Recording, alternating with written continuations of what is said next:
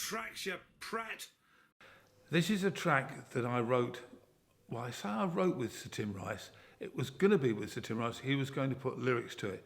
It was part of a musical that we were putting together on the life of Dorian Gray, the famous one with the picture of Dorian Gray.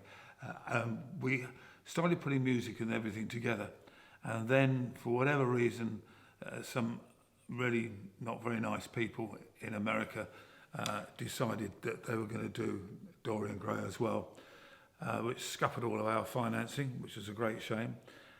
Even more of a great shame was the other two versions that were going out, both ended up as total disasters.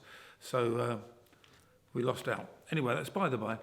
One of the pieces we wrote or put together, well, I wrote, he was going to write the lyrics to, but obviously because we never got that far, was the dinner party. Because in the book of Dorian Gray, if you haven't read it, if you haven't read it, well, whatever you like. If you haven't read it, it's worth a read. It's a great book. And they used to have these big dinner parties where people would be around just talking, the general hubbub of conversation, and then suddenly somebody would burst in with something, and the whole volume of the conversations would rise as it concentrated on this one thing.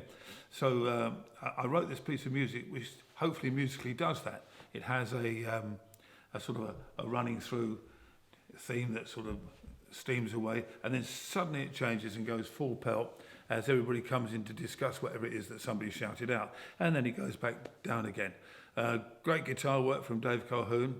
Keyboard work ain't bad either. It's called The Dinner Party.